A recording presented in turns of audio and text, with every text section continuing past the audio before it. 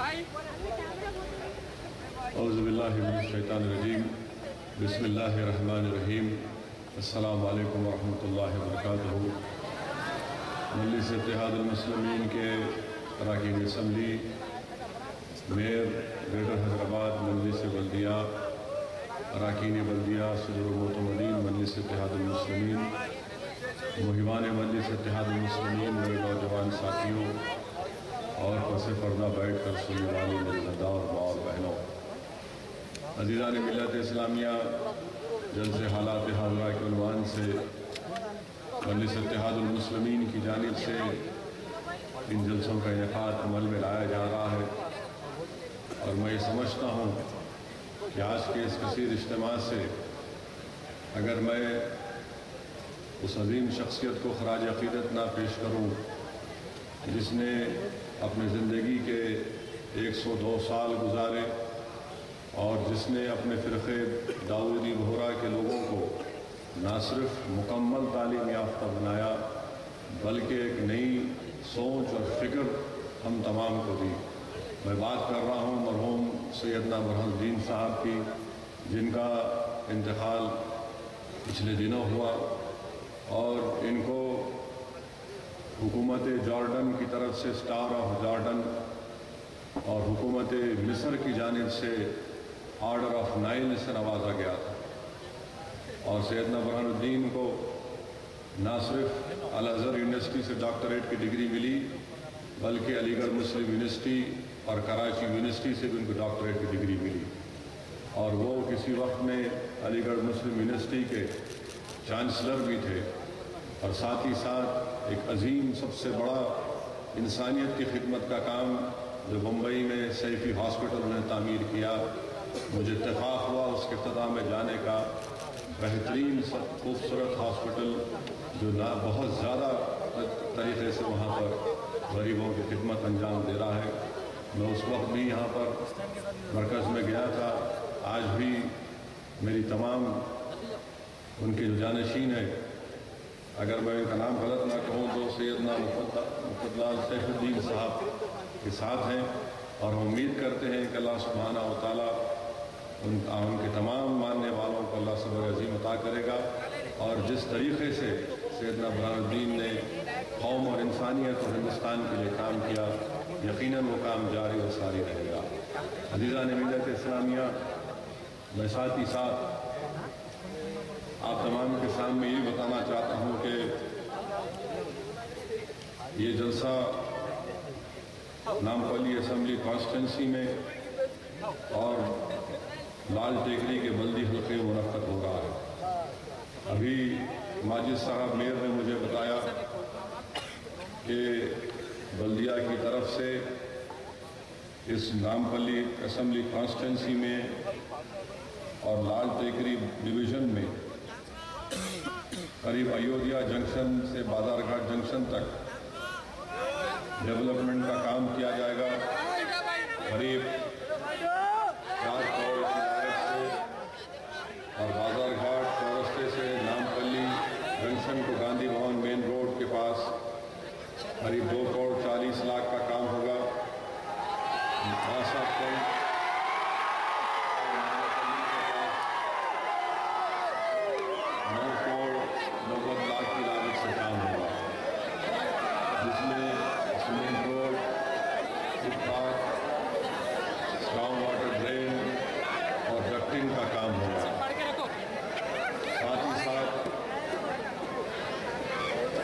جو کارپوریٹر اور M L A صاحب کی نمائندگی پر بلدی حلقے لال ٹیکری میں کام بلدیہ کی طرف سے کیے گئے، جب تک مکمل ہو گئے 23 کام مکمل ہوئے جس کی لاگت 44 کروڑ روپے ہے، اور جو کام شروع ہونا ہے وہ 19 کام بھی شروع ہونا باقی ہے جس کی لاگت ہے 1 کروڑ 1 لاکھ روپے۔ جو کام چل رہے ہیں وہ قریب 6 لاکھ 40 لاکھ کے کام بھی چل رہے ہیں، 2 کام۔ اگر آپ ان تمام کو ملا لیا جائے تو قریب 1 کروڑ 70 لاکھ کے کام خالی لال ٹیکری ڈویژن میں کیے گئے، اس کی لسٹ بھی ہے، اور اگر کوئی چاہتا ہے دیکھنا تو میں انشاءاللہ تعالی ان کاموں کی لسٹ کو اخبار میں ہم چھپائیں گے، آپ لوگ دیکھ سکتے ہیں، اور اگر غلط ہے تو آپ اس کو صحیح بھی کر سکتے ہیں۔ ساتھ ہی ساتھ جو واٹر ورکس کی آبرسانی کی طرف سے جو کام کیے گئے، خاص طور سے آج میں قریب 3 گھنٹے صبح میں لال ٹیکری ڈویژن میں دورہ کیا اور کافی زیادہ وقت بازار گھاٹ کے علاقے میں دورہ کرنے کا موقع ملا، جہاں پر یقیناً میں اس بات کو مانتا ہوں کہ پینے کی پانی کی قلت ہے، اور اس سلسلے میں جو نمائندگی عوام کی طرف سے دی گئی وہ یہ ہے کہ سیور لائن جو بازار گھاٹ میں ہاؤس نمبر 11/4/180 میں، یہاں پر انشاءاللہ تعالی ان تمام سیور لائنوں کے ہفتے کے اندر پورے بازار گھاٹ پہ صاف کیا جائے گا، اور ساتھ ہی ساتھ جو واٹر سپلائی فیڈر مین ہے اس کو بھی ری ماڈل کیا جائے گا۔ بازار گھاٹ میں پورے علاقے میں جو ڈرینیج لائن ڈالی گئی وہ کافی پرانی ہے، اس کو نئی ڈالنا پڑے گا، اور ساتھ ہی ساتھ ڈرینیج لائن کے ساتھ اسٹارم واٹر ڈرین کو بھی ڈالنا بہت ضروری ہے، اور ڈرینیج لائن پرانے ہو جانے کی وجہ سے اور اسٹارم واٹر ڈرین نہیں ہونے کی وجہ سے بہت زیادہ تکلیف کا باعث بن رہی ہے۔ انشاءاللہ تعالی ایک 60 لاکھ کا ایسٹیمیٹ بنایا گیا ہے نئی ڈرینیج لائن ڈالنے کے لیے، اور جو لو واٹر پریشر ہے 11/4/260، اور پھر نئی چینج آف جنکشن کرنا ہے 11/4/240 کے پاس، پھر پانی کی لائن MS ٹینٹ ہاؤس کے پاس بڑھانا ہے، ری ماڈلنگ آف سیور لائن ہے 11/4/330 سے لے کر 11/4/333 تک۔ MLA صاحب اپنی فنڈ سے انشاءاللہ تعالی وہ 3-4 کام اور بوسٹر کو ڈالنے کا کام کروائیں گے۔ یہ بھی لسٹ میرے پاس ہے انشاءاللہ تعالی جو کام ہوئے 2010 اور 11 میں، 11، 12، 12، 13 میں، یہ تمام انشاءاللہ تعالی اخبار میں ہم ڈلائیں گے اور کوئی بھی اس کو چیک کر سکتا ہے۔ اور الحمدللہ یہاں پر آپ کی مسجد کا جو مسئلہ تھا، MLA صاحب اور مقامی مجلس کے تعاون اور خاص طور سے مسجد کمیٹی کا بہت بڑا رول ہے، اور ایک عظیم الشان بڑی مسجد یہاں پر تعمیر کی جا رہی ہے۔ میں نے اس کا پلان دیکھا، میری اللہ سے دعا ہے کہ اللہ سبحانہ و تعالی غیب سے اس مسجد کا کام کروا دے، اور جو نیک ارادے اور جو پلان اس کا بنایا گیا ہے اس سے زیادہ عظیم الشان اللہ سبحانہ و تعالی اپنے گھر کو تعمیر کروا دے۔ عزیز دوستو، ساتھ ہی ساتھ مختلف نامپلی کے سمجھ التجاج میں مجلس کی نمائندگی پر بہت زیادہ حد تک ان تمام بلدیہ کے کاموں کو لیا گیا ہے۔ میں مانتا ہوں اس بات کو کہ ابھی بھی بہت سے کام ہونا باقی ہے، مگر آپ دیکھ سکتے ہیں کہ پچھلے 4-4.5 سال میں اراکین بلدیہ رکن اسمبلی کی نمائندگی پر یہ کاموں کو پک اپ کیا گیا۔ اب جو موضوع جو میں آپ کے سامنے رکھنے والا ہوں، جس کا ذکر ابھی ممتاز احمد خان صاحب نے اپنی تقریر میں کیا، جس کا ذکر جناب احمد پاشا قادری صاحب نے اپنی تقریر میں کیا، وہ یہ ہے کہ مجلس اتحاد المسلمین کا کیا کنٹریبیوشن رہا، مجلس اتحاد المسلمین نے کیا کام کیا۔ میرے عزیز دوستو، کیونکہ آج کے اس جلسے میں ایک کثیر تعداد نوجوانوں کی ہے، اور نوجوانوں کے لیے بہت ضروری ہے کہ وہ مجلس اتحاد المسلمین نے کیا کام کیا اس کو سمجھے۔ آج اگر آپ میرے نوجوان دوستو، اگر آپ سارے ملک پر نظر ڈالیں گے، ہر جگہ سے ایک ہی شکایت آئے گی کہ ہم سے انصاف نہیں کیا جا رہا، شکایت آئے گی کہ ہم کو ہمارا حصہ نہیں مل رہا ہے، شکایت آئے گی کہ ہم سے پولیس والے ناانصافی کرتے ہیں، شکایت آئے گی کہ ہم کو دہشت گردی کے جھوٹے مقدموں میں ڈالا جا رہا ہے، شکایت آئے گی کہ جہاں پر ہمارے محلے جات ہیں وہاں پر ترقیاتی کام نہیں کروائے جاتے، شکایت آئے گی کہ ہمارا کوئی پرسان حال نہیں ہے۔ عزیز دوستو، مگر انہی شکایت کرنے والوں سے اگر آپ پوچھیں گے کہ بتاؤ تم کو کہاں پر امید کی کرن نظر آتی ہے، تم کو کہاں پر یہ نظر آتا ہے کہ یہاں کے کس جگہ کے مسلمانوں نے اپنی تہذیب اور تمدن کو زندہ رکھا، اپنے اتحاد کو زندہ رکھا، اپنی کلچرل آئیڈینٹیٹی کو زندہ رکھا، تو وہ انہی شکایت کرنے والوں کی طرف سے آپ کا آواز آئے گی کہ ہاں सरजमीन हिंदुस्तान पर अगर एक कोई जगह है तो वो सरजमीन दखन है, जहाँ पर तमाम गरीब लोगों ने, जिम्मेदार लोगों ने, उलमाओं ने, सब ने मिलकर इज्तिमाई तौर पर जस्तजू की और मेहनत की, और मजलिस इत्तेहादुल मुस्लिमीन ने वो कारनामा अंजाम दिया कि हमारी शनाख्त को, जो तमाम हिंदुस्तान के दीगर रियासतों में हमारी शनाख्त ख़त्म होकर रह गई, ये काम सबसे बड़ा कंट्रीब्यूशन मजलिस इत्तेहादुल मुस्लिमीन का। दूसरा काम मेरे नौजवानों, जिस वक्त मजलिस इत्तेहादुल मुस्लिमीन का अहिया किया गया पुलिस एक्शन के उस पुराशुभ दौर के बाद, जिसमें 1.5 लाख से ज़ायद मुसलमानों का कत्लेआम हुआ, मजलिस इत्तेहादुल मुस्लिमीन का जब दोबारा अहिया किया गया तो वही जियाले गरीब मुसलमान थे जो मजलिस इत्तेहादुल मुस्लिमीन को मजबूत करने के लिए निकले थे। दुनिया ने समझा कि ये पागलों की और जाहिलों की जमात है जो ऐसे पुराशुभ दौर में दोबारा मुसलमानों की एक सियासी जमात की बात कर रहे हैं। मगर मेरे अजीज दोस्तों, 55 साल पहले जो हमारे बुजुर्गों ने कुर्बानियाँ दी, जो हमारे बुजुर्गों ने कुर्बानियाँ दी, जेल की सोबतें बर्दाश्त की, मेहनत की, जस्तजू की, अगर आज हम इस मुकाम पर आए हैं तो ये तमाम का तमाम उन लोगों की मेहनत और जस्तजू रही। उस ज़माने में इतने बड़े जलसे मजलिस इत्तेहादुल मुस्लिमीन के नहीं होते थे। मैंने अपने बुजुर्गों से सुना, आज भी उस ज़माने के लोग जिंदा हैं, वो ज़ईफ़ हो चुके हैं, मगर जब वो इस जलसों को देखते हैं तो उनकी आंखों में पानी भर आ जाता है। उनको वो ज़माना भी याद आता है जब 55 साल पुराना ज़माना, जब मजलिस इत्तेहादुल मुस्लिमीन के जलसे मुनक़्क़द होते थे तो शुरुआत के दौर में कोई लाइट नहीं देता था, तो कोई जलसे में शिरकत नहीं करता था।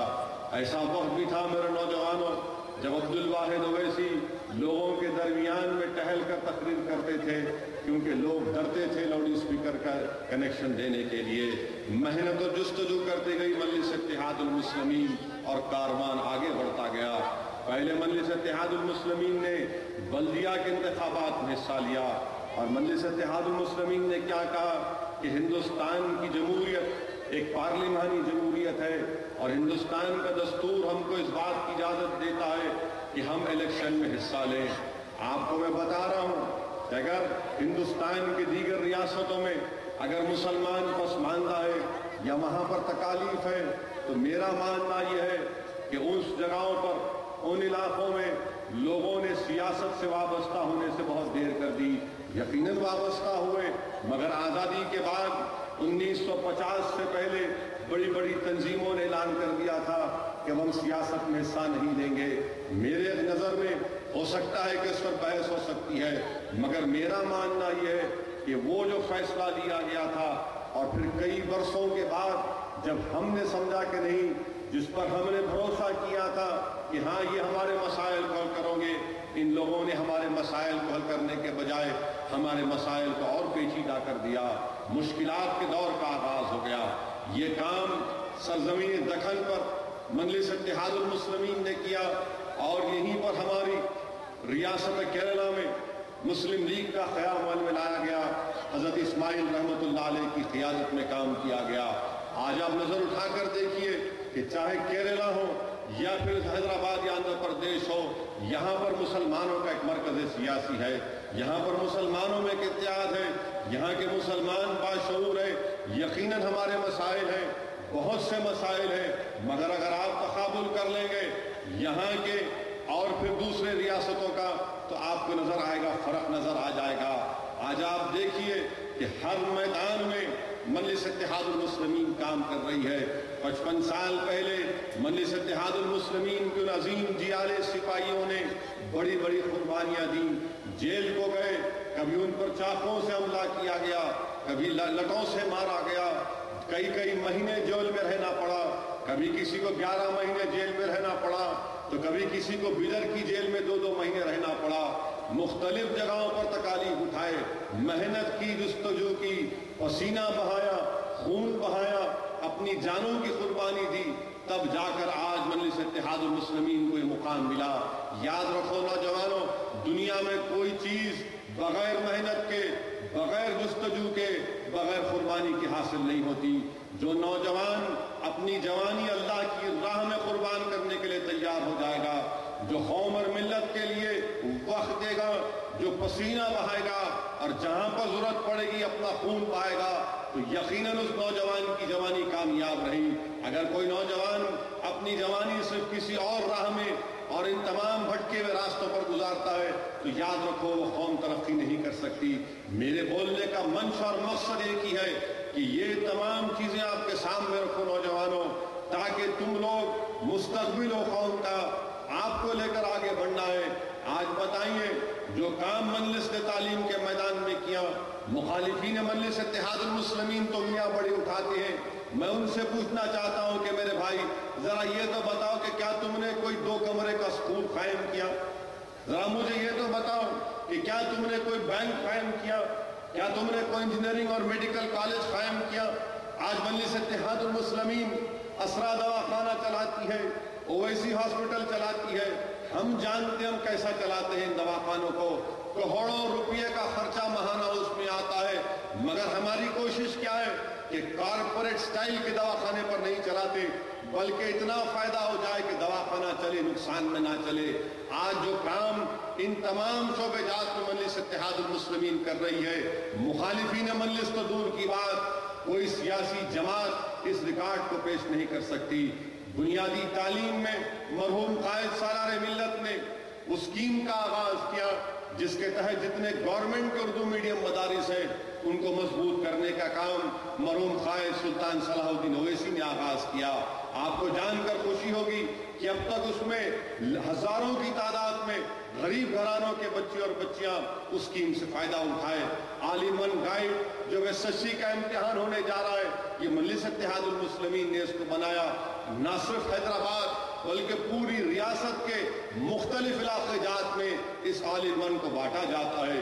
یہ مجلس اتحاد المسلمین کا کارنامہ ہے عظیم دوستو، کہ ہر میدان میں صرف مجلس ووٹ نہیں لیتی، مجلس کہتی ہے کہ ووٹ ضرور لینا ہے اپنی سیاسی جماعت کو مضبوط کرنے کے لیے۔ ووٹ بھی مجلس اتحاد المسلمین کو آپ نے دیا، دعاؤں سے جماعت کو مضبوط کیا، اپنی محنتوں سے جستجوں سے تمام عمارتیں آپ کی سامنے ہیں۔ یہ کارنامہ مجلس اتحاد المسلمین کا عزیز دوستو، یقیناً ہمارے سامنے بہت سے مسائل ہیں۔ یقیناً آج مسلمانوں کو شک کی نظر سے دیکھا جاتا ہے، آج مسلمانوں کی حب الوطنی کو شک کیا جاتا ہے۔ مجھے افسوس اس بات کا ہوتا ہے عزیز دوستو کہ مجلس اتحاد المسلمین اگر مہاراشٹرا میں جانا چاہتی ہے تو مہاراشٹرا میں ہم نہیں آ سکتے، اگر ہم اتر پردیش جانا چاہتے تو اتر پردیش نہیں آ سکتے۔ آپ اندازہ لگائیے کہ میں ایک ہندوستان کے دستور پر حلف لیا ہوں اللہ کے نام پر، مگر میں مومرا نہیں جا سکتا۔ مومرا میں جلسے کے پرمیشن کے لیے ڈالا جاتا ہے تو مومرا میں کس کی حکومت ہے؟ کوئی شیو سینا BJP کی حکومت نہیں ہے، وہاں پر کانگریس اور راشٹروادی کی حکومت کہتی ہے کہ مومرا ہی حساس علاقہ ہے، یہاں پر آپ جلسہ نہیں کر سکتے۔ کیا یہ توہین نہیں ہے مسلمانوں کی کہ اچانک یہ حساس علاقہ بن جاتا ہے؟ نہ وہاں پر کوئی گڑبڑ، اور مجبوراً ہم کو کورٹ میں جانا پڑتا ہے، اور مجھے امید ہے کہ انشاءاللہ تعالی ہائی کورٹ ہم سے انصاف کرے گا۔ ہم اتر پردیش جانا چاہتے تھے، اتر پردیش کو جانا چاہتے تھے، اتر پردیش کو ہم جانا اعظم گڑھ کو جا رہے تھے۔ پہلی اور دوسری تاریخ کو اعظم گڑھ کا پروگرام 1 مہینہ پہلے اعلان ہو گیا تھا کہ مجلس کا پروگرام اعظم گڑھ میں ہوگا۔ 2 دن آج وہاں کے مقامی SP نے کہہ دیا کہ نہیں، ہم پرمیشن ریجیکٹ کرتے ہیں۔ آخر کیا بات ہے؟ آخر ایسی کون سی بات ہو گئی جو تم مجلس اتحاد المسلمین کو سننا نہیں چاہتے؟ کہ ہم اس ملک کے وفادار نہیں ہیں؟ کیا ہم اس ملک کے لیے خطرہ ہیں؟ کیا ہم اس ملک سے کبھی غداری کی؟ ارے ہمارے خون میں بسا ہوا ہے وفاداری۔ ہمارا دین ہم کو سکھاتا ہے کہ جس ملک میں رہو اس سے وفاداری کرو، اس کو مضبوط کرو، بلکہ حب الوطنی تو ہم کو سکھائی گئی۔ کسی مذہب کا اس جز نہیں ہے، حب الوطنی تو ہمارے مذہب نے سکھایا۔ کون سے مذہب نے سکھایا بتاؤ سوائے دین اسلام کی، جس نے کہا کہ تم جس ملک میں رہتے ہو اس کی عزت کرو، اس کو مضبوط کرو، اور ہم پہ شک کیا جاتا ہے۔ افسوس ہوتا ہے ان لوگوں کے ان فیصلوں پر۔ اگر میں مومرا جاتا ہوں تو کیا نقصان ہو جائے گا؟ کس کو تکلیف ہوگی؟ یقیناً میں جاؤں گا تو وہاں پر کانگریس اور راشٹروادی پر تنقید کروں گا۔ کیا مجھے اختیار نہیں ہے تنقید کرنے کا؟ کیا مجھے اختیار نہیں ہے کہ میں حکومت کے ظلم کی داستانیں بیان کروں؟ آج وہاں پر مہاراشٹرا میں بھوک ہڑتال بیٹھتے ہیں برقی کی قیمتوں کے خلاف سنجے نروپم. اگر میں یہ کہوں تو غلط نہیں ہوگا کہ سنجے نروپم جو آج کانگریس کا لوک سبھا کا ممبر ہے وہ کسی زمانے میں شیو سینا کا ممبر تھا. یہی سنجے نروپم تھا جو شیو سینا کے وہ بال ٹھاکرے زندہ باد کے نعرے مارتا تھا. شری کرشنا کمیٹی کے اوپر سفارشات پر عمل آوری نہیں ہوئی, ہم کو چن چن کر مارا گیا. آج وہ سنجے نروپم بھوک ہڑتال بیٹھتا ہے جب اس کو توفیق نہیں ہوئی شری کرشنا کمیٹی کی کمیشن کی انکوائری رپورٹ پر عمل آوری کے لیے بھوک ہڑتال بیٹھی. یہ نہیں چاہتے کہ مجلس جا کر یہ بات کریں.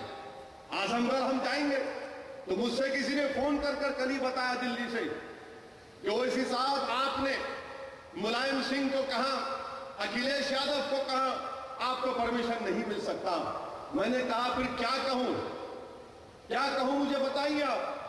آپ لکھ کر بھی جائیے, قصیدے بیان کروں ملائم سنگھ کی تائید میں, اکھلیش یادو کی تائید میں کچھ نظم لکھوں, بتائیے کیا بولوں میں جس سے مجھے پرمیشن ملے.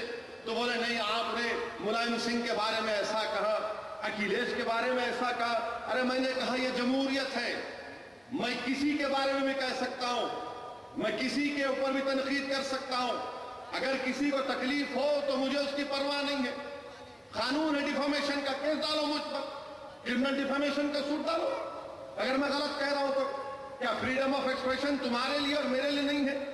تم جو چاہو بولتے رہو گے اور ہم پلٹا کے جواب دیں گے تو تم کو تکلیف ہوتی. یہ مزاج, یہ غرور اور تکبر کا شکار ہو گئی ہے مہاراشٹرا میں کانگریس اور راشٹروادی کانگریس, اور اتر پردیش میں سماجوادی پارٹی.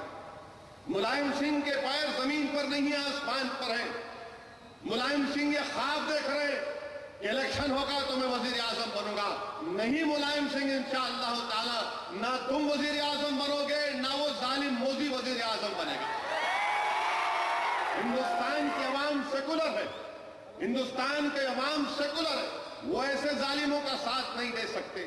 اگر میں مودی کے خلاف بول سکتا ہوں تو کیا میں ملائم سنگھ کے خلاف نہیں بول سکتا ہوں؟ کون سا قانون ہے ہندوستان کا جو مجھے روکتا ہے مودی کے خلاف بولنے کے اور مجھے روکتا ہے ملائم سنگھ کے خلاف بولنے سے؟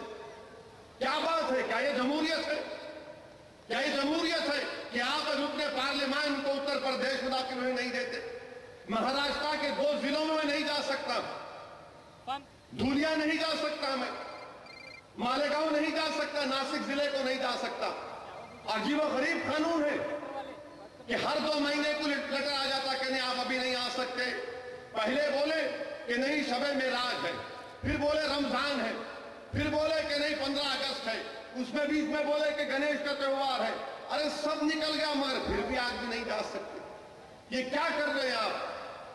کیا حکومت ہند کو دیکھنا نہیں چاہیے؟ جو لوگ سیکولرزم کی بات کرتے, کہاں کا سیکولرزم ہے یہ؟ تم سیکولرزم کی بات کرتے ہو مگر تم میں اور نریندر مودی میں کوئی فرق نہیں ہے. ملائم سنگھ, میں اتر پردیش کو جاؤں گا انشاءاللہ تعالی. دنیا کی کوئی طاقت مجھے روک نہیں سکتی. میں جاؤں گا اور اتر پردیش میں اعظم گڑھ میں کھڑے رہ کر جو بات مجھے کہنا ہے وہ کہہ کے رہوں گا انشاءاللہ. اور میں آپ سے کہنا چاہوں گا کہ جو میں اتر پردیش میں ہفتے کے دن جو جلسہ عام تھا اعظم گڑھ میں سنجر پور میں, وہ انشاءاللہ تعالی کل تفصیل سے چل کر گھوڑے میں بیان کروں گا. ملائم سنگھ کو تکلیف ہوئی, اکھلیش یادو کو تکلیف ہوئی کہ میں انہیں ان کے بارے میں کہا. میں کہنا چاہ رہا ہوں کہ کل تم سنو تمہارے بارے میں کیا بولوں گا. ایک ایک چیز کھول کر بیان کروں گا.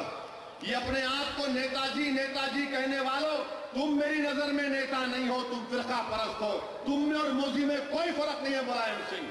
اور اگر تم کو تکلیف پہنچتی ہے تو یقیناً تکلیف پہنچنی چاہیے, کیونکہ جو بربریت اور ظلم کے مظاہرے تمہاری حکومت نے کیے اتر پردیش میں, وہ تم کو اس کا خمیازہ بھگتنا پڑے گا. اور یاد رکھو سماجوادی پارٹی کے لوگوں, کل جب پارلیمنٹ کا الیکشن ہوگا میں جاؤں گا اتر پردیش کو, تم جو کرنا ہے کر لو, یا تو تم کو میری جان دینا پڑے گا یا پھر میں وہاں پر جاؤں گا. میں تمہارے سامنے ٹھہر کر بولوں گا کہ تو ظالم ہے, تو فرقہ پرست ہے. اور اتر پردیش کے مسلمانوں سے کہوں گا کہ مظفر نگر میں جو 100 سے زائد ہماری بچیوں کی عصمت ریزی کی گئی, जमहूरी अंदाज में तुम मुलायम सिंह से इसका बदला दो, इसकी जमात को तबाह करो, इसकी जमात को कमजोर करो। कोई ठेका लेके नहीं रखे मुलायम सिंह, कोई ठेका लेके नहीं रखे मुलायम सिंह। नरेंद्र मोदी जलसा कर सकता है उत्तर प्रदेश में और असदुद्दीन ओवैसी उत्तर प्रदेश में नहीं आ सकता। ये कौन सा कानून है? ये इनकी मैच फिक्सिंग है, ये इनकी मैच फिक्सिंग है। मुलायम सिंह एक जमाने में पहलवान से सुना, दंगल में कुश्ती लड़ते थे, तो मैं उनकी जबान में बोल रहा हूं, मुलायम सिंह तुम और नरेंद्र मोदी नूरा कुश्ती कर रहे हो, नूरा कुश्ती कर रहे हो तुम लोग। जहां मोदी जाके तकरीर करता, उसके 2 दिन के बाद आपका जलसा। अब परसों तो दोनों एक ही दिन तकरीर करे, परसों तो दोनों एक ही दिन तकरीर करे। मोदी अपनी तकरीर में बोला कि मेरे पीछे बाप और बेटे पड़ गए। मोदी तू सुन ले, हम उस बाप और बेटे के ही पीछे पड़ेंगे, तेरे पीछे तो पड़े ही पड़े, तेरे पीछे तो पड़े ही पड़े, तुझे छोड़ने वाले नहीं है इंशाअल्लाह ताला। जो काम गुजरात में हुआ, 2002 के बारे में बोलते कि 2002 को भूल जाओ, 2002 के बाद से अब तक कोई फसाद नहीं हुआ। क्या बात है ये, क्या बात है कि 2002 में हो उसको भूल जाए? कल बोलेंगे बाबरी मस्जिद को भूल जाओ, कल बोलेंगे महात्मा गांधी के कत्ल को भी भूल जाओ। बापू को किसने मारा था? किसने मारा था? यही खाकी चड्डी संघ परिवार की ज़हीनियत रखने वाले गोडसे ने मारा था। क्या हम बापू की कत्ल को भी भूल जाए? अगर 2002 को भूलने की बात कर रहे हो तो फिर क्या महात्मा गांधी के कत्ल को भूल जाएंगे? क्या 6 दिसंबर को भूल जाएंगे? क्या अहमदाबाद की सरजमीन पे जहां पर हर मुसलमान की दुकान को जलाया गया, सिर्फ ये देखा कि मुसलमान है और जला दिया गया, ये नहीं देखा कि जो बंदी है, बरेलवी है, तबलीगी है, दाऊदी बोरा है, कहने जलाओ, मियां की दुकानें जलाओ, इसको वोटर लिस्ट निकाल कर देखकर दुकानों को टारगेट किया गया अहमदाबाद।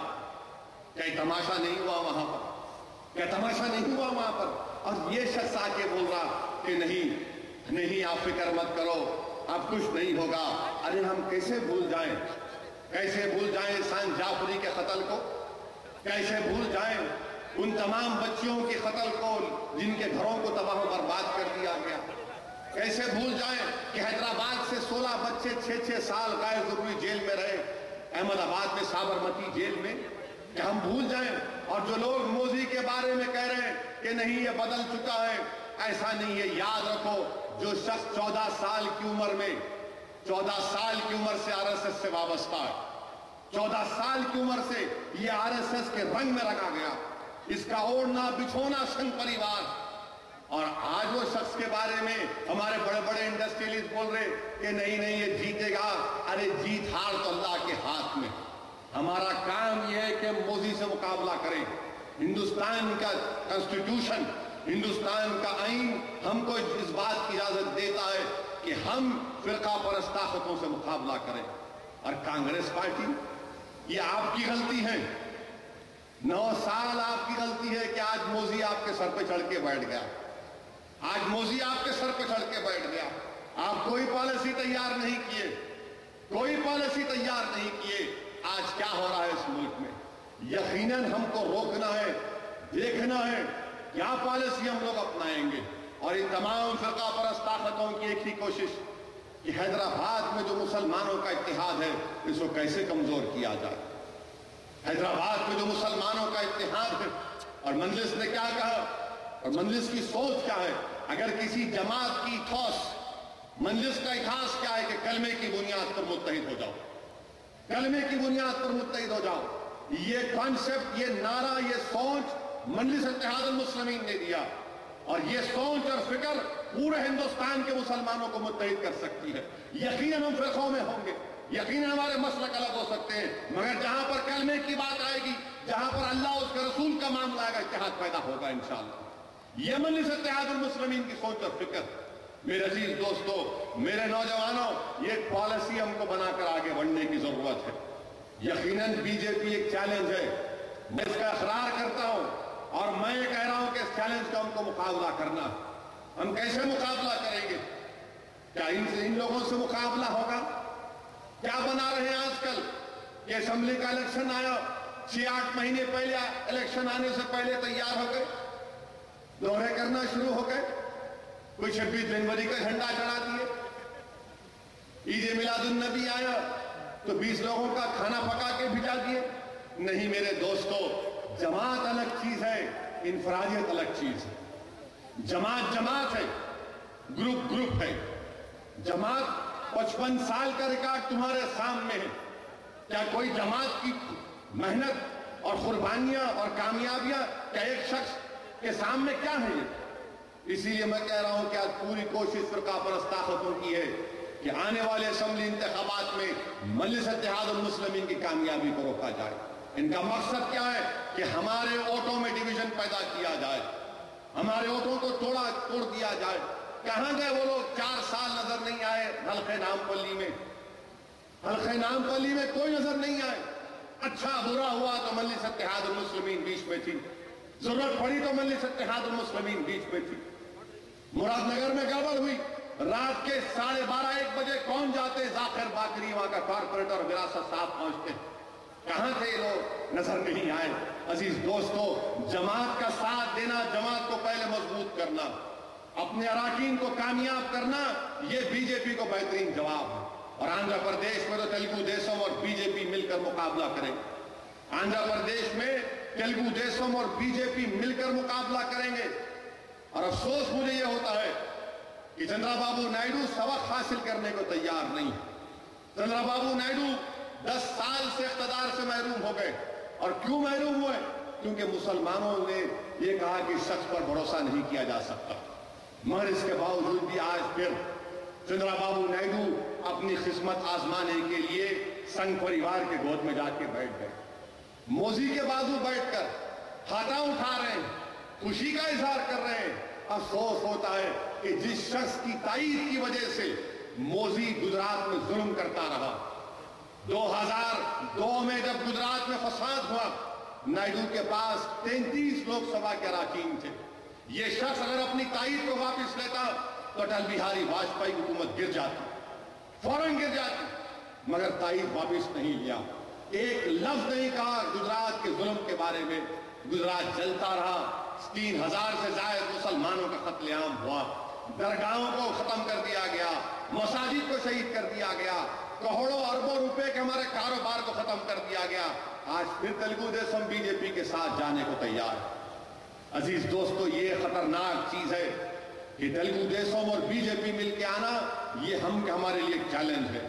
अगर हम अपने वोटों का सही इस्तेमाल करेंगे नौजवानों, और याद रखो नौजवानों, जो पोलिंग परसेंटेज हमारा है 55% या 50%, ये काफी नहीं है। हमारा पोलिंग परसेंटेज कम से कम 90% के करीब जाना चाहिए। क्यों नहीं निकल के वोट डालते आप? कौन रोक रहा है आपको वोट डालने से? आज वोटर लिस्ट में मजलिस ने काम करवाया, जितने लोगों के नाम नहीं थे काउंटर्स खुलवा कर नामों का इंदराज अमल में लाया गया। चेक करो अपने नाम आए नहीं आए, जाओ देखो, अगर नहीं है तो दारुल सलाम को हमारे पास पूरा रिकॉर्ड है। मगर वोट तो डालना पड़ेगा आपको के बाद।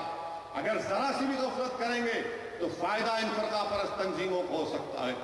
अगर आप अपना पोलिंग परसेंटेज को बढ़ाएंगे, उसको 90% के करीब कर सकते और करना भी चाहिए, तो यकीनन नासिर नामपल्ली की सीट पर पिछले बार 6000 वोटों से हमने कामयाबी हासिल की थी। अगर हमारा पोलिंग परसेंटेज अगर 5% पड़ेगा तो 20,000 की इंशाअल्लाह मेजॉरिटी होगी। क्या आपको निकल कर वोट डालना है मेरे दोस्तों?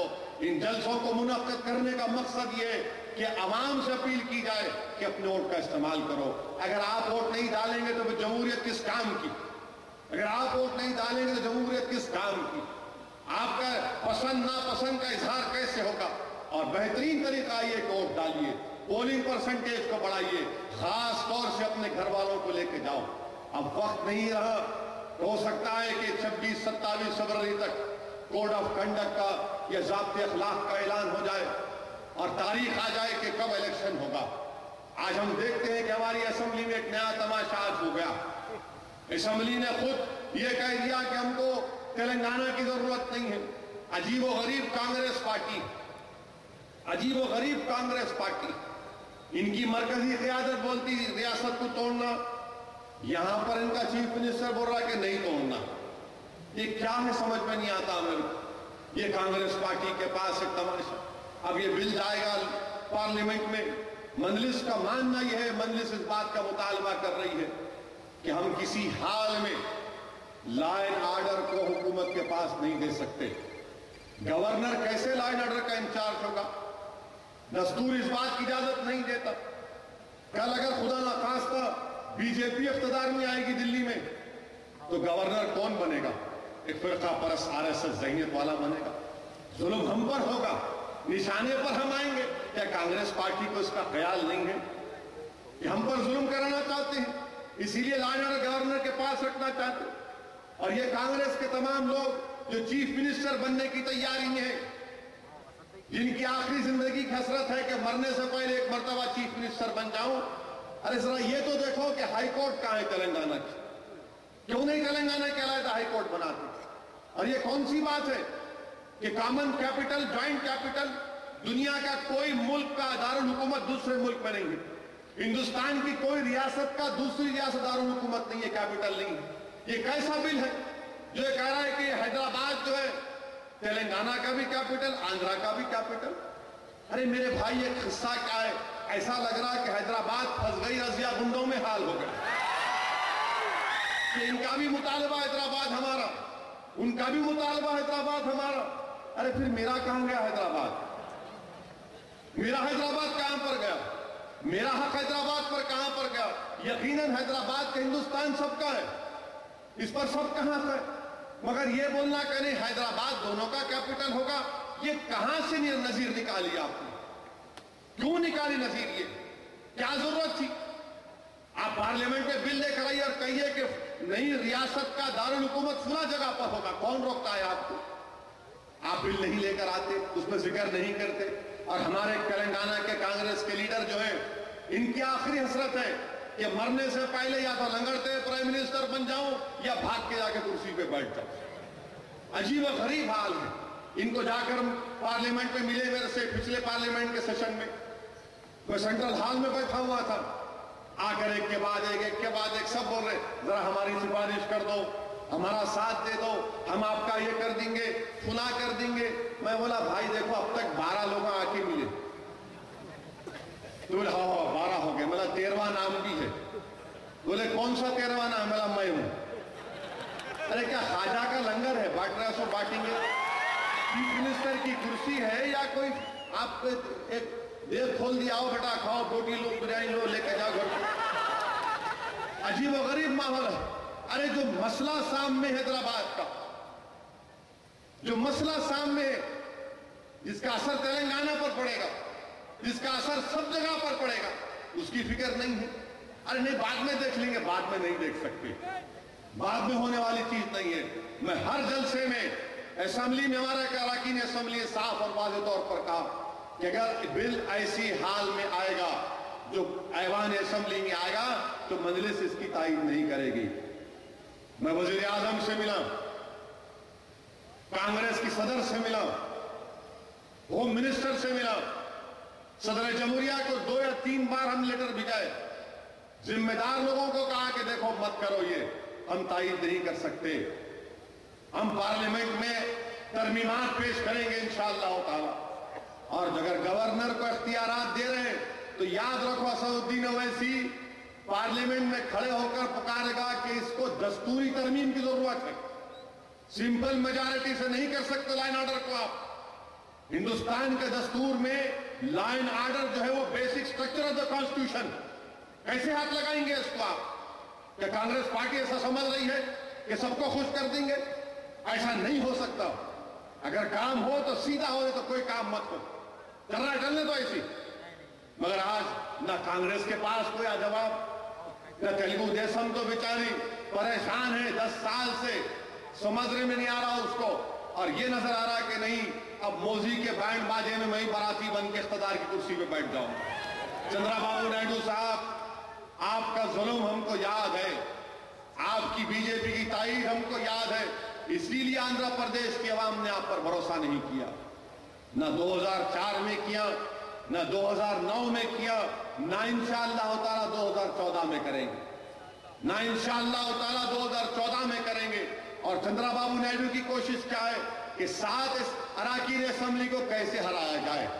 आज तेलुगु देशम और बीजेपी की मीटिंग्स हो रही है कि पहले मजलिस इत्तेहादुल मुस्लिमीन की कामयाबी कैसे रोकें, कैसे हैदराबाद की पार्लियामेंट की सीट पर कामयाबी को रोक सके। रात दिन तेलुगु देशम और बीजेपी के लोगों की मीटिंग चल रही है कि मजलिस इत्तेहादुल मुस्लिमीन के वास्ते क्या किया जाए। अजीबोगरीब सियासत है हिंदुस्तान की कि कोई आप आम आदमी है तो कोई खास आदमी है गुजरात का, उन्हों साहिब है, इन्हों आप है, और मुसलमान तो बेनाम का हो गया।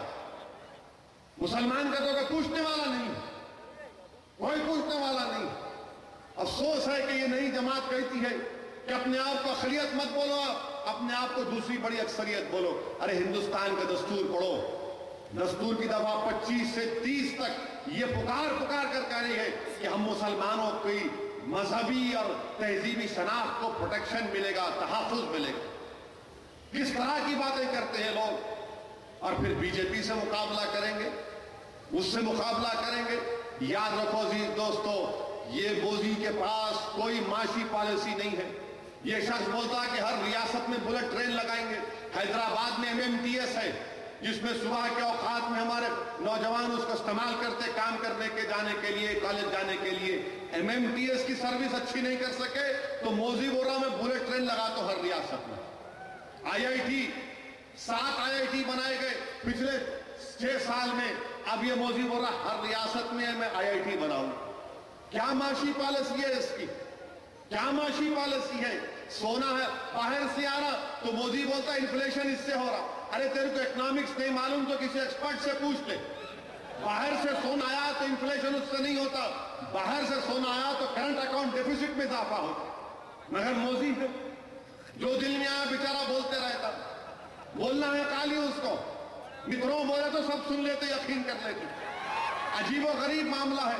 और ऐसा शख्स हिंदुस्तान का वजीर आजम बनने की कायज कर रहा है जो एक लड़की के इश्क में दीवाना हो गया। और अजीब बात है कि 60 साल की उम्र में आपका दिल धड़कना शुरू हुआ, क्योंकि 2000 के करीब का वाकया, 2002 या 30 के बाद का वाकया है शायद।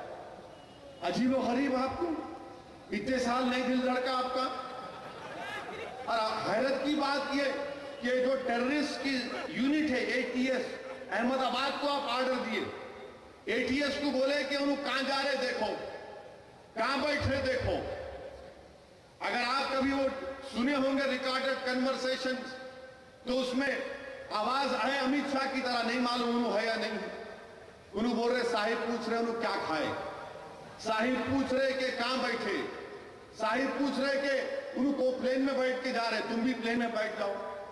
अरे ये आदमी जो बात करे कि बोलता कि हिंदुस्तान को मजबूत बनाना है, बॉर्डर्स को मजबूत बनाना है, दहशतगर्द घुस के आ जा रहे, पाकिस्तान को जवाब देना है। अरे आपने जो ATS बनाया किस लिए बनाया था, टेररिस्ट को रोकने के लिए या फिर आपकी चमचागिरी करने के लिए। अजीबो गरीब है। ये हिंदुस्तान का वजीर आजम बनेगा जो लोगों के घर में नहीं बल्कि उनके कमरों में झांक रहा। कैसा शख्स हिंदुस्तान का वजीर आजम बन सकता है? बताओ बीजेपी वालों, क्या ये बात झूठ है या सच है? ये जो तुमने टेप रिकॉर्ड करवाया है सही है या गलत है? इस पर कोई बात नहीं करते बीजेपी वाले, खामोश बैठे रहते हैं। ज़किया जाफरी से इंसाफ कब मिलेगा? ज़किया जाफरी को गुजरात की जेलों में आज भी 10% IPS ऑफिसर जेल में है। क्यों? इनके इशारों पर नाचे थे, इनके इशारों पर गोलियां चलाए थे, इनके इशारों पर जुल्म किए थे। कोर्ट ने उनको इंसाफ दिलाया, आज वो तमाम के तमाम जेल में पड़े हुए हैं। वंजारा कौन है? DG वंजारा क्यों जेल में है? बताओ बीजेपी वालों। ये शख्स ऐसी ज़हनियत का आदमी है कि अहमदाबाद में जितनी दरगाहें थी पूरे खत्म हो गए। बड़ौदा में रोड वाइडनिंग हुई, जो पुराने दरगाहें थे पूरा जमीन दोस्त कर दिया उसको। वो हिंदुस्तान का वजीर आजम बनेगा। मैं गया था बड़ौदा, मैं देखा हूं अपनी आंखों से बड़ौदा में कि जब मुकामी मुसलमानों ने 2006 के करीब एहतजाज किया तो उन पर गोलियां चलाई गई। हम ला घरोसी हॉस्पिटल में उनका इलाज कराए थे। ये शख्स वजीर आजम बनेगा जिसके नस नस में, जिसकी सोच और फिक्र में मुसलमानों से नफरत भरी हुई है। आज वो लिबास पहन रहा है कि उनके चमची आ रहे, कोई लाके उस नाचने वाले को मिलाते, कोई लाके उसको मिलाते, कोई उसको मिलाते। अरे मेरे भाई, ये तमाम नाटक है, ये धोखा देने की कामें हैं। और याद रखो, जैसे जैसे इलेक्शन करीब आएगा, बहुत से चेहरे सामने आएंगे, बहुत से चेहरे सामने आएंगे। ये लोग बहुत से बड़े बड़े लोगों को खरीद चुके हैं, बहुत से बड़े बड़े लोग अपना जमीर बेच चुके हैं मोदी के पैरों पर रखकर। आज इनसे भी हमको होशियार रहने की जरूरत है। निकलेंगे, इलेक्शन खरीदे सा आता है, बारिश के बाद जमीन से कीड़े निकलते ना, वैसे कीड़े निकलने वाले हैं। बड़े हमदर्द बन के आएंगे कौम और मिल्लत के। कोई पॉलिसी नहीं है बीजेपी के पास, कोई पॉलिसी नहीं है। और याद रखो नौजवानों, जिस जमात के कायदीन अडवाणी की मौजूदगी में बाबरी मस्जिद को शहीद किया गया, आज वो मुकदमा सुप्रीम कोर्ट में है। कल अगर बीजेपी की गवर्नमेंट बनेगी तो क्या पिटीशन डालेंगे, क्या पिटीशन डालेंगे सुप्रीम कोर्ट में, बताइए आप। ये कहेगी गवर्नमेंट कि नहीं, हम अदालत के फैसले को मानेंगे। ये कहेगी गवर्नमेंट कि गलत था फैसला हाई कोर्ट का। आप खुद सोच लो, फैसला कर लो। ये बीजेपी का। और फिर गोवा को नरेंद्र मोदी गया तो वहां पर बोला कि गोवा वाहिद रियासत है जहां पर uniform civil code.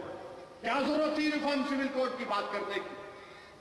Uttar Pradesh में गोरखपुर में जलसा हुआ, जलसे से पहले, मोदी के जल तकरीर से पहले क्या क्या हमारे खिलाफ नहीं बोला गया, क्या क्या हमारे खिलाफ नहीं बोला गया।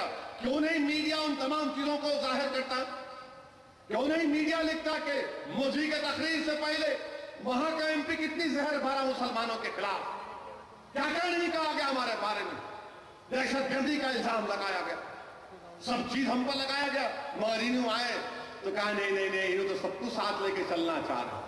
कहां साथ लेके चलना चाह रहे, किधर साथ लेके चलना चाह रहे? अजीज दोस्तों, इस शख्स को पहचानो।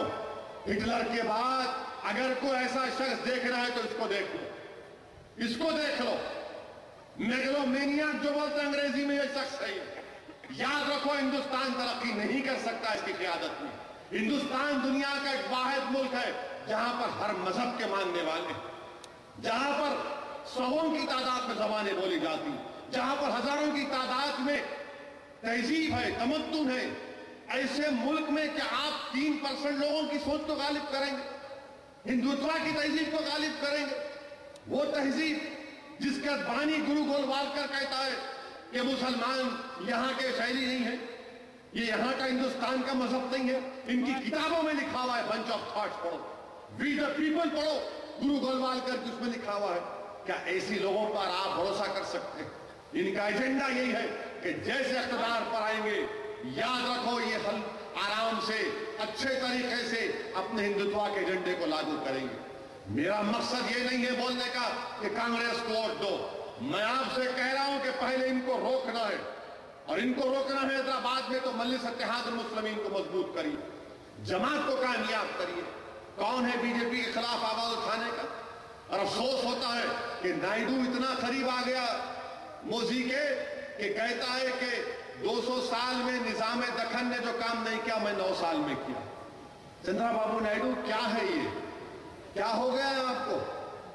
क्या आपके कान में फूल है या मेरे कान में फूल है? आप किधर आसमान को देख के थूक रहे? आसमान को अगर आप देख के थूकेंगे तो आपके मुंह पे गिरता हो। आप 2 साल में क्या किए बताओ मुझे। चलो मैं चैलेंज कर रहा हूं चंद्रबाबू नायडू, बहस करते हैं अवाम के दरमियान में आके। तुम्हारा 9 साल का रिकॉर्ड और 200 साल का रिकॉर्ड, आ जाइए, किसी भी जगह पर मुकाबला करेंगे, हो जाए एक डिबेट। एक चैलेंज कर रहा हूं तेलुगु देशम को फिर से, मैं नहीं आऊंगा, अकबर ही आएंगे, उन्हीं तुम उनसे मुकाबला करेंगे।